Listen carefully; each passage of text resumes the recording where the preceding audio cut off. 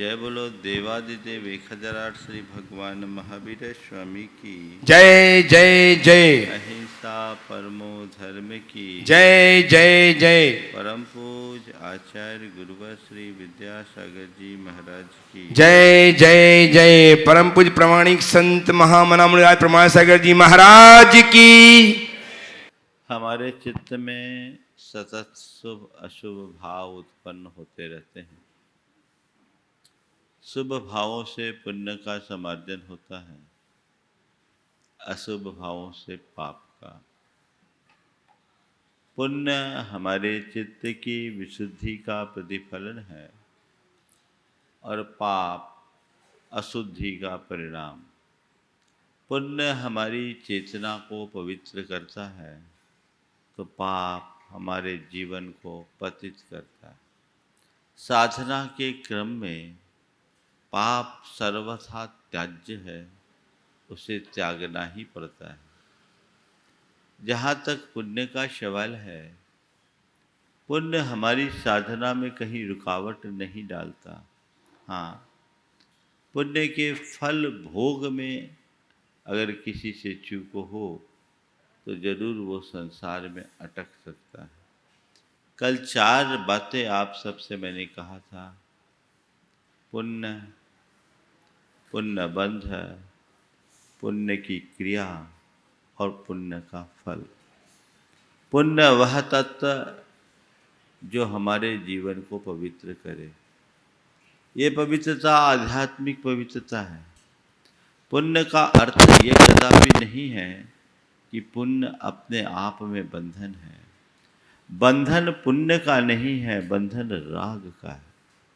आचार्य कुंद कहते हैं, रत्तो बंधदिकम्मम मुंचदि जीवो विराग संपन्नो ऐसो जिनो वदेशो तम्हाकमे सुमारज। यह जीव राग से कर्म बांधता है और विराग से वह कर्म से मुक्त होता है। ऐसा बंध का सार है, संक्षेप है। ऐसा जिनेंद्र भगवान ने कहा है। इसलिए ऐसो जिनोवदेशो, ऐसा जिनेंद्र भगवान का उपदेश है। अतः अपनी हिफाजत चाहते हो, अपनी भलाई चाहते हो, अपने जीवन का उत्थान चाहते हो तो तम्हा कम्मे सुमारज, तुम किसी से कोई राग मत करो। महाराज, जब आप शुभ क्रियाओं को अपनाने की बात करते हैं तो वह भी तो एक प्रकार का राग ही होता है, और राग तो बंधन है। और जब राग बंधन है, शुभ राग भी बंधन होगा, और जब शुभ राग बंधन होगा तो पुण्य भी तो बंधन हो ही गया ना। कहने के लिए ये बात ऐसी लगती है, और इस आशय की बात समय सार में आचार्य कुंद ने भी कही है। उसी बात को न समझ पाने के कारण लोग अर्थ का अनर्थ करते हैं। आचार्य कुंद ने समय सार में पुण्य पाप के संदर्भ में जो बात कही है, आज मैं वहाँ से अपनी बात की शुरुआत करने जा रहा हूँ। फिर आचार्य कुंद के अन्य ग्रंथों और आगम के आलोक में पुण्य पाप की कुछ समीक्षा आप सबसे करूँगा। कम्मम अशूह कुशीलम सुहकम्मम चाबिहो दिशुशीलम किहितम हो दिशुशीलम जन संसारे पवेशेति। सौवन्यम नीलम लोहायासम च हवदि नीलम च दोनम हो दिशमाना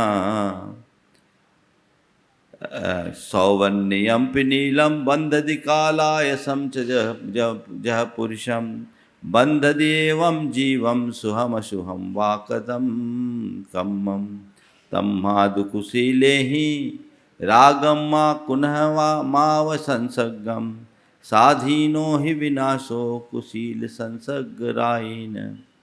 आचार्य कुंद यहाँ कह रहे हैं, अशुभ कर्म को कुशील कहते हैं और शुभ कर्म को सुशील लोक में कहा जाता है। लेकिन वह शुभ कर्म भी हमारे लिए सुशील कैसे हो सकता है, क्योंकि वह हमें संसार में प्रवेश कराता है, संसार में फंसाता है। उदाहरण दिया, सोने की बेड़ी हो या लोहे की बेड़ी दोनों ही बंधनकारी है। इसलिए शुभ कर्म हो अथवा अशुभ कर्म, दोनों के दोनों जीव को बांधते हैं। और जब दोनों बांधते हैं, इसलिए अशुभ से भी राग मत करो, शुभ से भी राग मत करो, दोनों को ही एक प्रकार से कुशील मानो, क्योंकि इनसे अपनी स्वाधीनता का विनाश होता है। जब इन गाथाओं के आलोक में हम बात करते हैं तो ये बात उभर कर आती है कि आचार्य कुंद ने स्पष्ट शब्दों में तो ये कह दिया कि शुभ कर्म हो अथवा अशुभ कर्म हो, पुण्य हो अथवा पाप हो, दोनों के दोनों समान हैं और दोनों में ही हमारा बंधन है। इसलिए पुण्य पाप दोनों को समान मान करके चलना चाहिए। यहाँ इसके अर्थ को थोड़ा व्यापकता से समझने की जरूरत है। आचार्य कुंद समय सार में जब बात कर रहे हैं तो समय सार में किसी साधारण व्यक्ति को खड़ा करके बात नहीं कर रहे। समय सार में उस व्यक्ति की बात है जो आत्म ध्यान में डूबा हुआ है, जो पूरी तरह से आत्मस्थ हो गया, जो वीतराग अवस्था का अनुभव कर रहा है, जो अपने स्वरूप को उपलब्ध हो गया। उसके लिए कहा जा रहा है कि तुम इन दोनों से ऊपर उठो। पुण्य और पाप में भी जब तक अटके रहोगे तब तक तुम आत्मा में डूब नहीं सकोगे। आत्मा में डूबना है तो तुम्हें पुण्य पाप दोनों से ऊपर उठ करके चलना होगा। क्रिया है, चाहे वो पुण्य की क्रिया हो या पाप की क्रिया, जब तक क्रियाओं में डूबे रहोगे तब तक आत्मा में स्थिरता नहीं आ सकती। यहाँ आचार्य कुंद पुण्य की क्रिया से ऊपर उठने की बात कर रहे हैं, पुण्य कर्म से नहीं। पुण्य कर्म से तो कोई उठ ही नहीं सकता, चाहे भी तो नहीं उठ सकता। बिना पुण्य के बंध के किसी को मुक्ति मिली ही नहीं है। आचार्य विद्यानंदी ने अपने अष्टसहस्री ग्रंथ में बड़े स्पष्ट शब्दों में लिखा, मोक्षस्यापि परम पुण्यातिशय चारित्र विशेषात्मक पौरुषाभ्याम एव संभवात्। मुक्ति की प्राप्ति परम पुण्य के अतिशय और चारित्र विशेषात्मक पुरुषार्थ के बल पर ही संभव है, सामान्य स्थिति में नहीं। थोड़ा सा हम कर्म सिद्धांत की बातें आपसे करेंगे और फिर इस विषय पर कुछ अपेक्षित प्रकाश डालेंगे। कर्म सिद्धांत क्या कहता है? कर्म सिद्धांत को आप जब पढ़ेंगे तो पाएंगे ज्यों ज्यों आत्मा की विशुद्धि बढ़ती है, पुण्य का बंध बढ़ता जाता है, पाप का बंध घटता जाता है। उत्तरोत्तर पुण्य बढ़ता है और पाप का बंध घटता है। इसमें भी जितने विशिष्ट पुण्य कर्म हैं वे सब उन्हें बंधता है जिन्हें बस अभी केवल ज्ञान होना है। शास्त्र की भाषा में जो छपक श्रेणी में चलने वाले हैं उन्हें ही पुण्य का बंध होता है, और जब तक वो पुण्य का प्रगाढ़ बंध नहीं करते तब तक केवल ज्ञान किसी को नहीं होता। तो केवल ज्ञान की प्राप्ति के पूर्व पुण्य का बंध तो अपने आप हो रहा है। जब पुण्य का बंध हो रहा है, उत्तरोत्तर हो रहा है। केवल ज्ञान की प्राप्ति के पूर्व भी और केवल ज्ञान के बाद भी वे पुण्य को हाथ नहीं लगाते। पुण्य कर्म छोड़ दो, संभव ही नहीं। पुण्य का घात हो ही नहीं सकता। शुक्ल ध्यान की विशुद्धि से भी पुण्य की निर्जरा नहीं होती, पाप को खाता जाता है। आचार्य वीर सेन महाराज ने धौला में एक बहुत मनोवैज्ञानिक बात कही। वे कहते हैं सम्मा इठी पसत्थ कम्मान अनुभागम न हनदी। सम्यक दृष्टि पुण्य कर्म का घात नहीं करता। क्यों नहीं करता? तो उसका जो उत्तर है बहुत ही समझने लायक। उन्होंने कहा कि पुण्य के घात के लिए संक्लेश चाहिए। क्या चाहिए? पुण्य का घात कब होगा? जब मन में संक्लेश होगा। विशुद्धि से पुण्य बढ़ता है, संक्लेश से पुण्य घटता है। और जब पुण्य के घात के लिए संक्लेश चाहिए, संक्लेश आएगा तो पाप साथ में आएगा। ऐसा कौन समझदार होगा जो पुण्य का घात करने के लिए पाप का बंध करेगा? होगा क्या? नहीं होगा।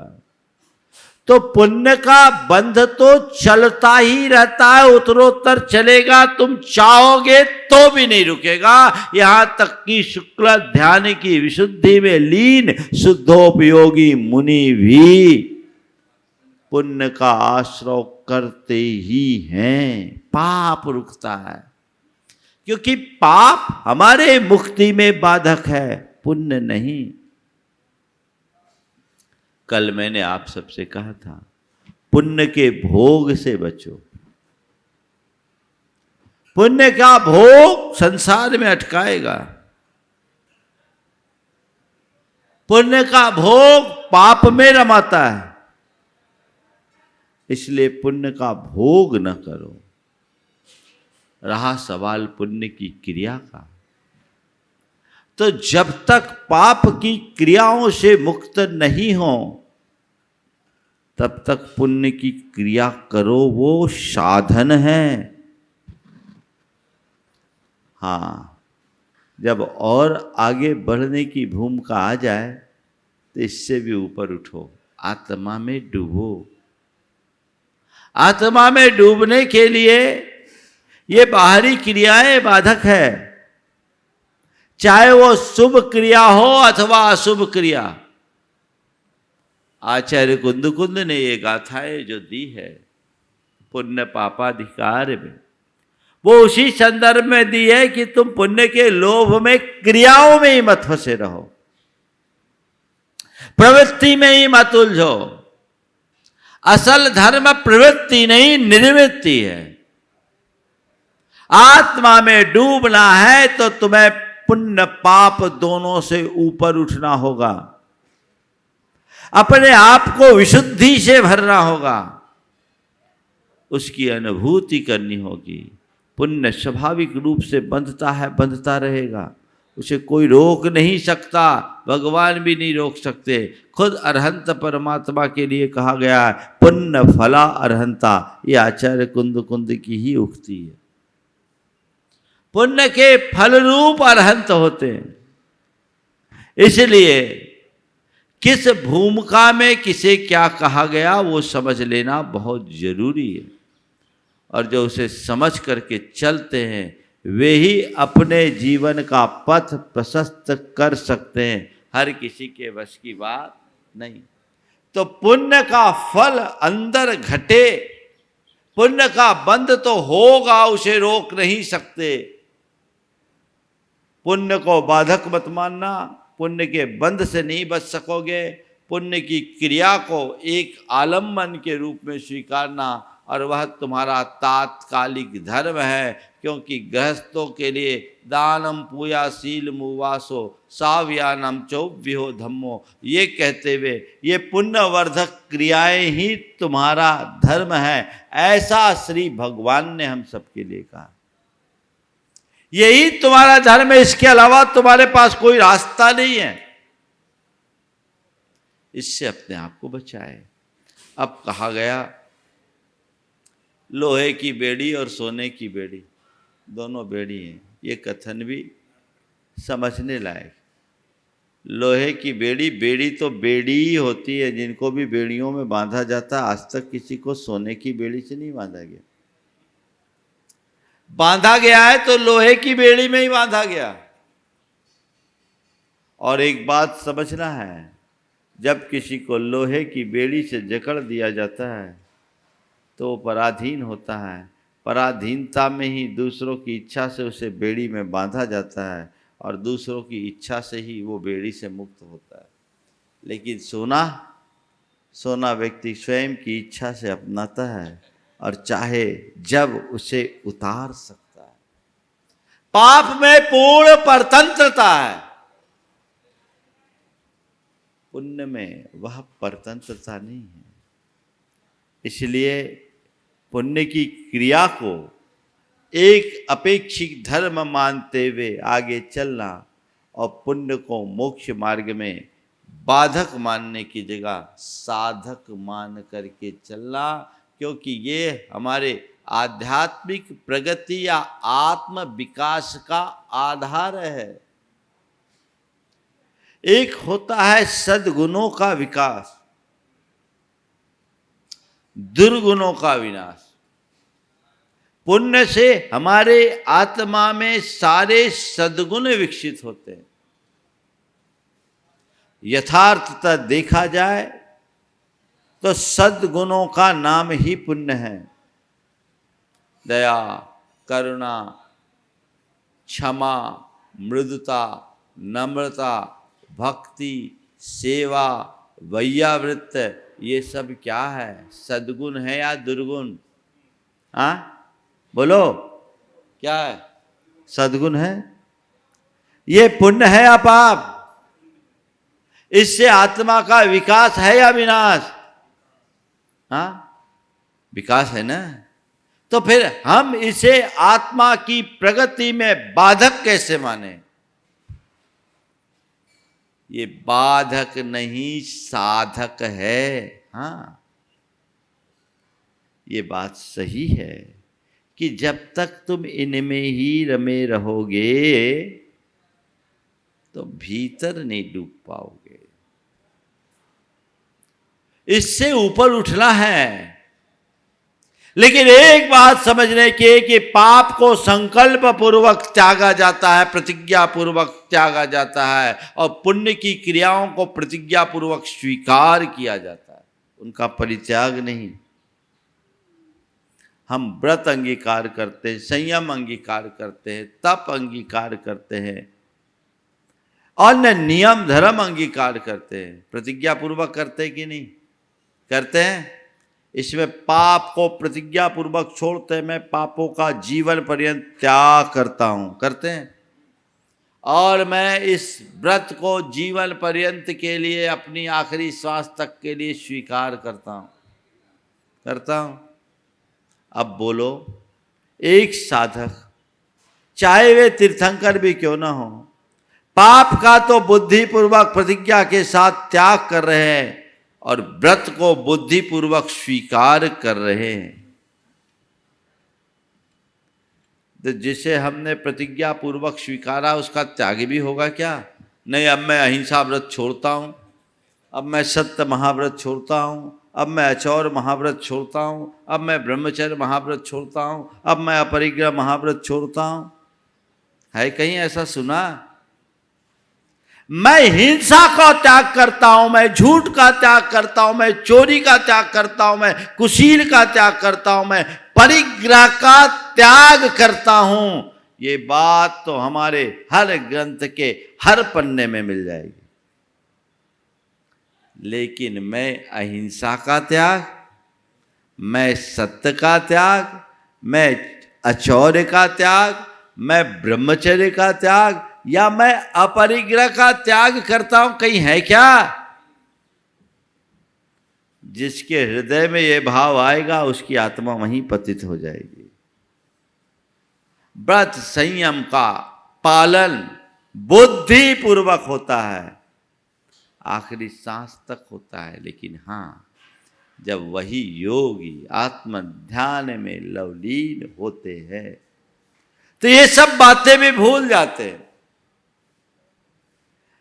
प्रवृत्ति से ऊपर उठना ही निर्वृत्ति है, प्रवृत्ति मूलक धर्म का त्याग नहीं, प्रवृत्तियों का नियंत्रण। जो जो हम अपनी प्रवृत्तियों को नियंत्रित करते हैं, हमारी चेतना का उतना उतना विकास होता है, पर ये इनका त्याग नहीं है। तो ऐसी भूमिका के अनुसार हमें पुण्य के स्वरूप को समझना चाहिए। और अब जब तक आप प्रवृत्ति में जी रहे हो, पुण्य को अपनी पवित्रता का आधार मानकर पुण्य वर्धक क्रियाओं में अपनी रुचि रखिए, जिससे आपकी कषायों में मंदता आए, आपकी भोगासक्ति छीन हो, आपके हृदय में उदारता और निष्प्रहता बढ़े, आपके जीवन में सात्विकता और सदाचार की वृद्धि हो, जिससे आप अपने जीवन को बेहतर बना सको।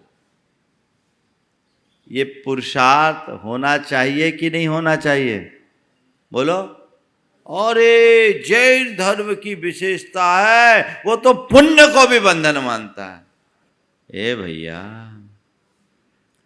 थोड़ा जैन धर्म के मर्म को समझो।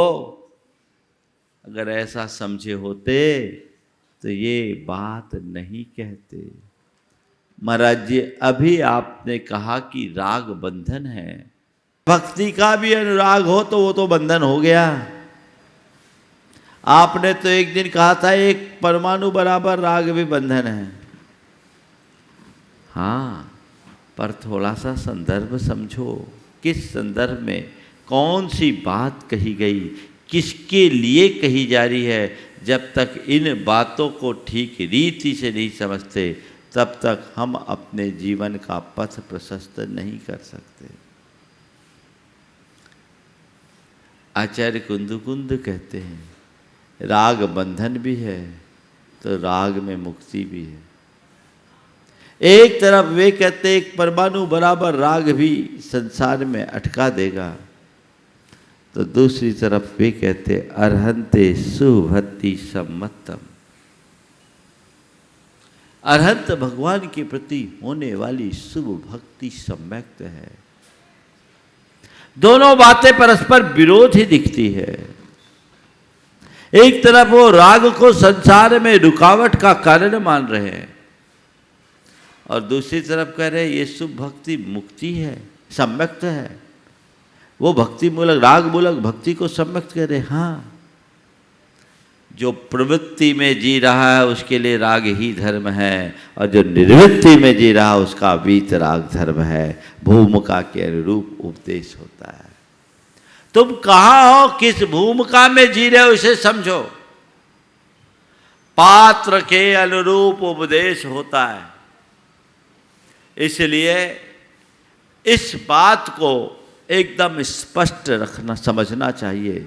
मैं इस बात पर इतना विस्तार से केवल इसलिए आप सबसे बात कर रहा हूँ क्योंकि इसको लेकर लोगों में बड़ी भ्रांतियाँ हैं, पर ये भ्रांति दूर होनी चाहिए। और मैंने ये बातें शास्त्रीय आधार पर तात्विक दृष्टि से आप सबके बीच रखी है। हालांकि ये मेरे शैली से हटकर है। मैं प्रायः जीवन व्यवहार मूलक बात ही आप सबसे करता हूँ। कल से वही बात आएगी, पुण्य को हम अपने जीवन में कैसे चरितार्थ करें, और आचार्य कुंदकुंद ने पुण्य को क्या कहा, किस रूप में अपनाने की बात की, और वो गुण हमारे भीतर विकसित कैसे हो। चलेंगे, ये पूरा सप्ताह अभी इसी संदर्भ में होगा। लेकिन आज जो बात मैंने आप सबसे की है, कल भी की, केवल इसलिए कि आपकी अवधारणा स्पष्ट होनी चाहिए। बहुत सारे लोग कहते हैं महाराज जी आप केवल पुण्य पुण्य पर जोर देते हो। महाराज जी पुण्य धर्म है क्या? अरे पुण्य नहीं तो और धर्म क्या है? तुम्हारा धर्म तो पुण्य ही है। हाँ, यदि भोगाकांक्षा है तो पुण्य तुम्हारे लिए पतन करा देगा, और तुम्हारे अंदर भोगाकांक्षा मंद पड़ गई है तो यही पुण्य तुम्हारी मुक्ति का आधार बनेगा। ये बात अपने जेहन में उतार लेनी चाहिए।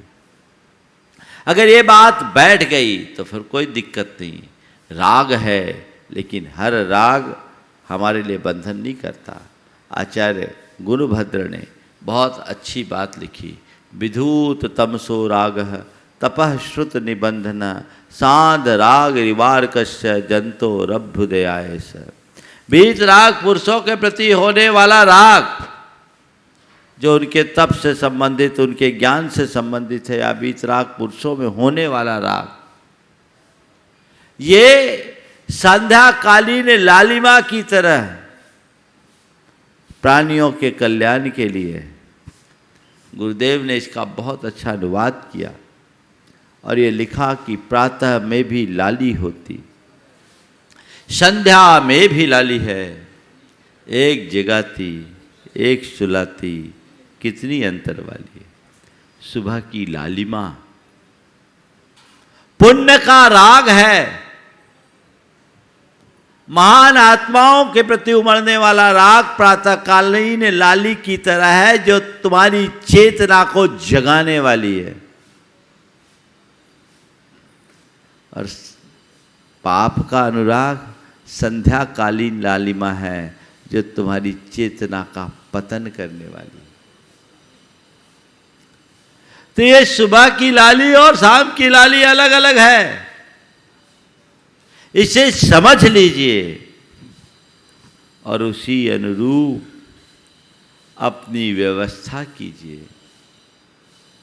पुण्य बाधक नहीं साधक है। एक बार गुरुदेव जब हम लोगों को गोमट सार पढ़ा रहे थे, बहुत अच्छा उदाहरण दिया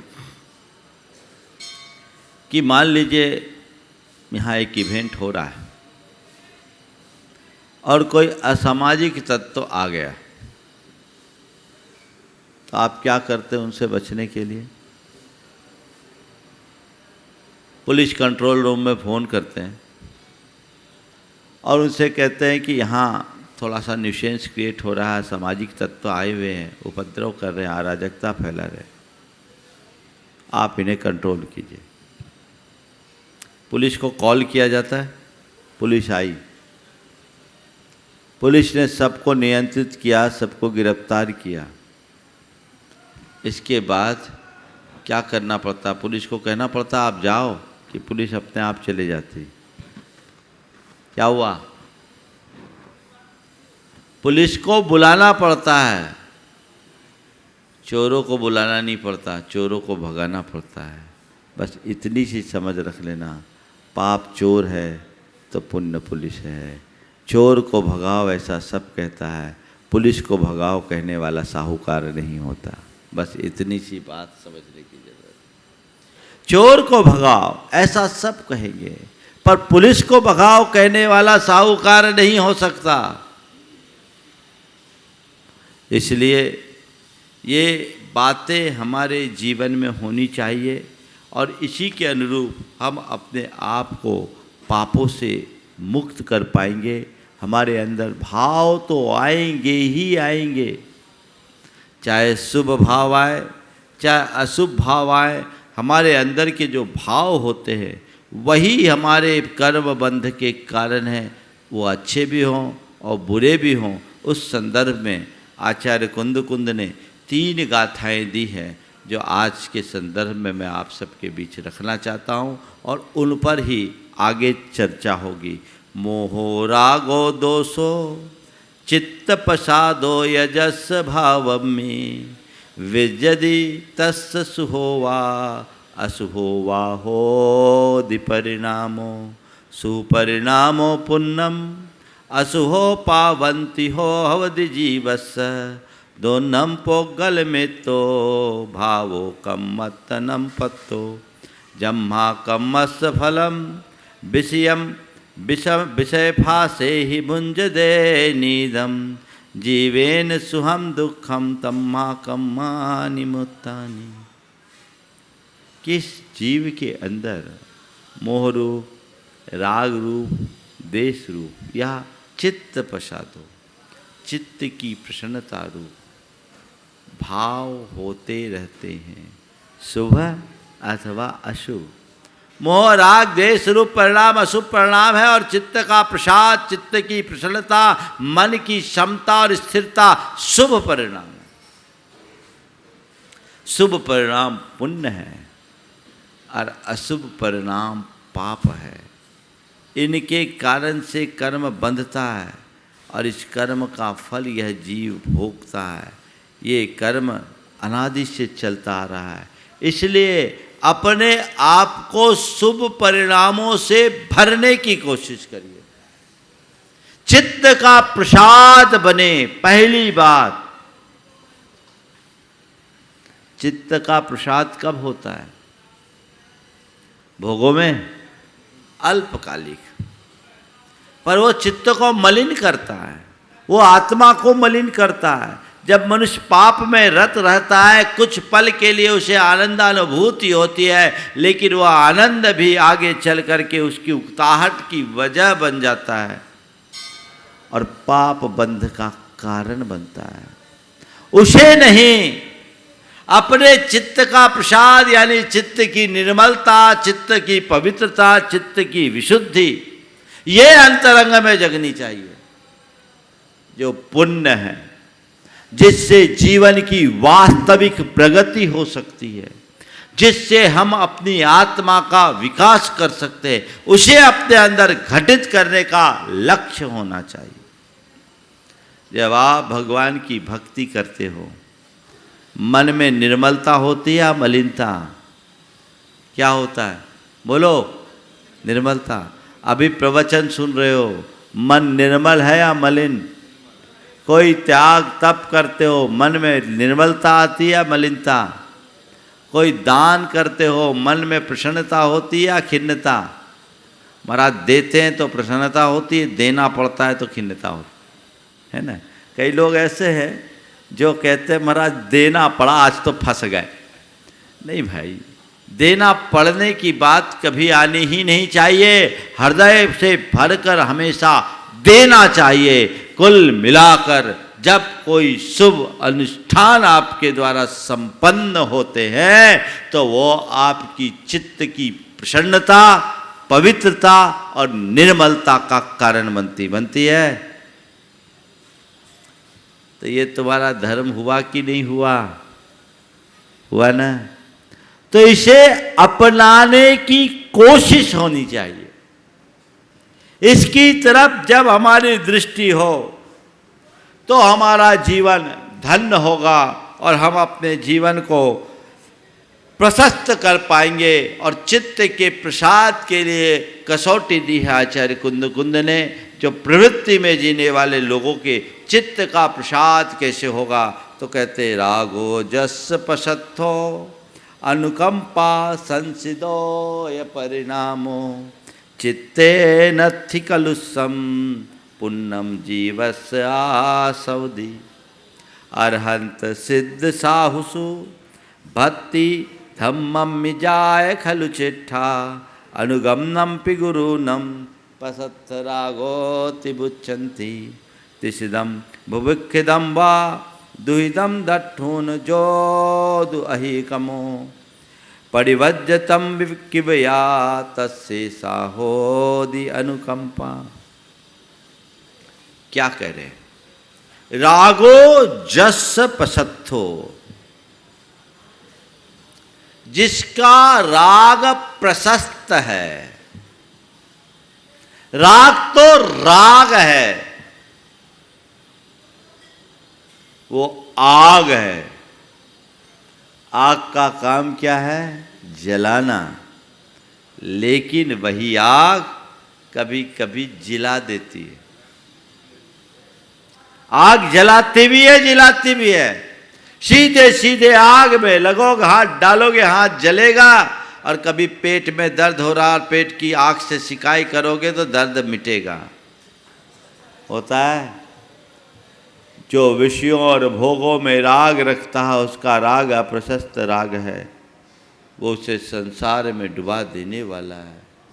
और जो परमात्मा के प्रति, पंच परमेष्टि के प्रति, धर्म और धर्मी के प्रति राग रखता है, उसका राग प्रशस्त राग है।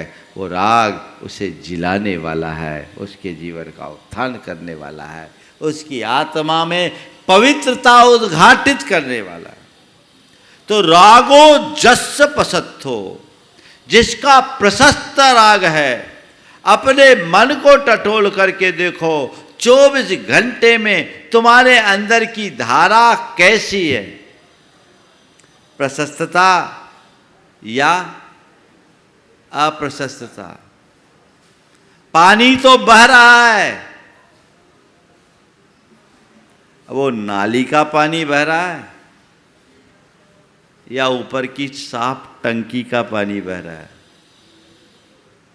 ये तुम्हें देखना है। चित्त में धारा बह रही है, धारा यदि निर्मल है तो समझना ये प्रशस्त राग है, और धारा यदि मलिन है तो अप्रशस्त राग है। निर्मलता और कलुषता, प्रसाद और कालुष्य, ये दोनों चीजें ही हमारे जीवन की मूल है।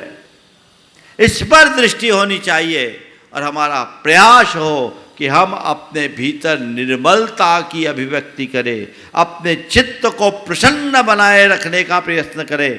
हर पल हर क्षण यदि वैसी दृष्टि होगी तो हम अपने जीवन को एक नई ऊंचाई देने में समर्थ हो सकेंगे। बंधुओं, ये प्रशस्त राग हमारे जीवन में बहुत महत्वपूर्ण स्थान रखता है। कल से मैं बात करूंगा ये प्रशस्त राग हमारे जीवन में कैसे आए और हम अपने जीवन में इन सब को घटित करते हुए अपने जीवन को किस भांति पवित्र कर सके। इस भाव के साथ आज अधिक विस्तार न देते हुए मैं मंगल भावना के साथ यहाँ पर विराम दूंगा।